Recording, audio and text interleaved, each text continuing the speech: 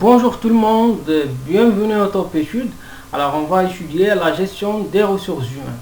D'abord, je vais vous présenter le plan qu'on va suivre.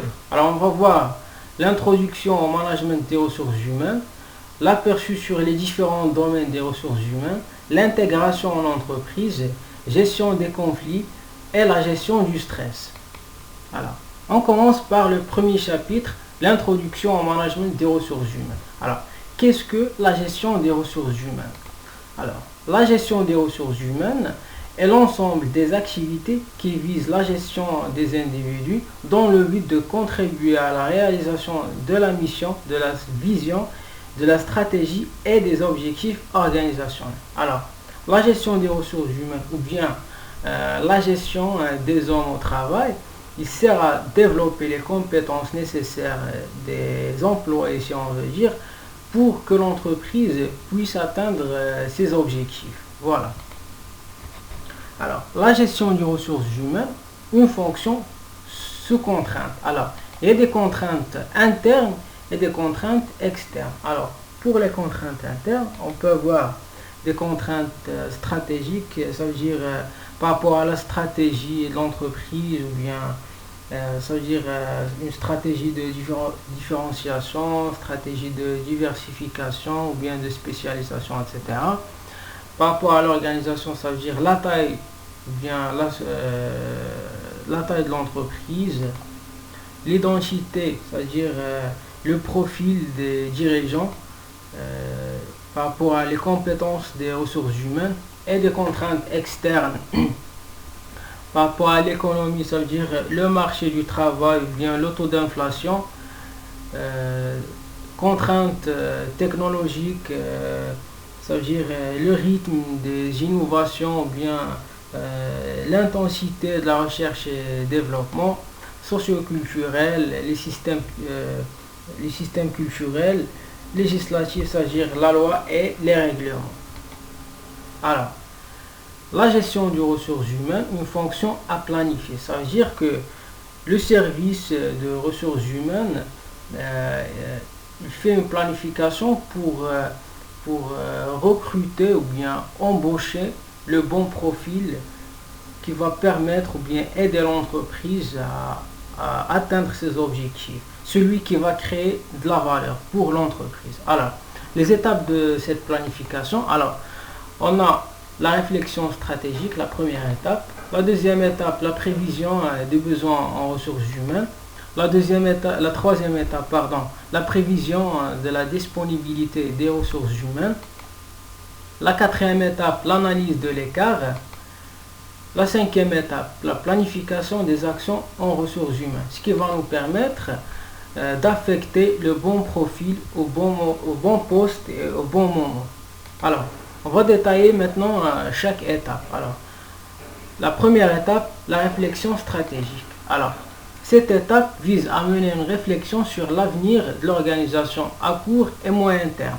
Ça veut dire, il s'agit d'élaborer un plan de développement de la main-d'œuvre qui comportera les actions nécessaires à entreprendre pour atteindre les objectifs de croissance à long terme.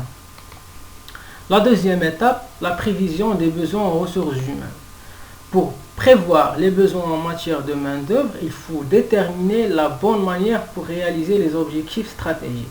Ça veut dire que cette étape consiste à identifier clairement le type de compétences, les ressources nécessaires à l'entreprise et le moment le plus approprié pour l'embauche de personnel. Alors, la troisième étape, la prévision de la disponibilité des ressources humaines. Alors, avant d'embaucher de nouvelles ressources, il est recommandé d'analyser la disponibilité de l'effectif actuel. Ça veut dire en évaluant les compétences disponibles et la moitié du personnel en place.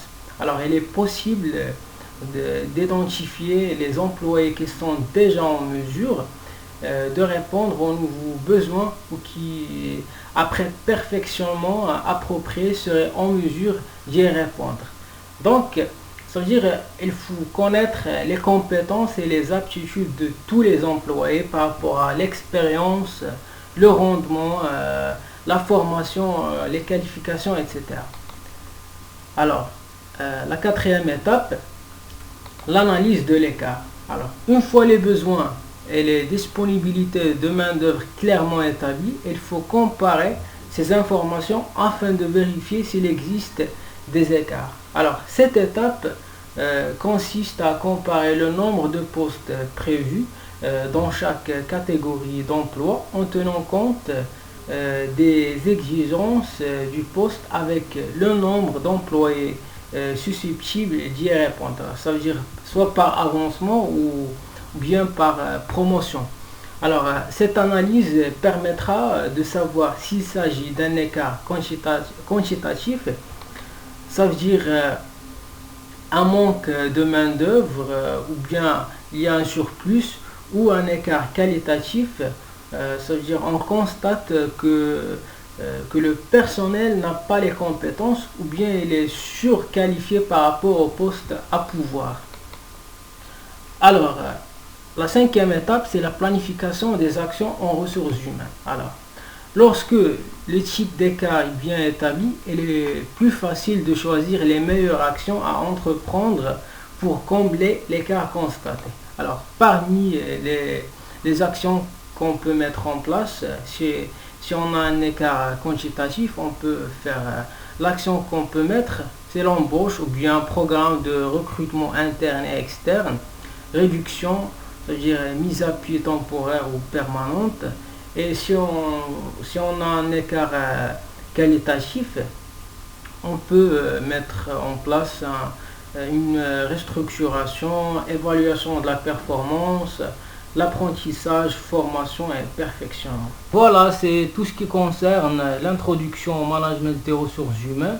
Alors, la prochaine vidéo du cours de la gestion des ressources humaines, on va voir l'aperçu sur les différents domaines des ressources humaines. Merci.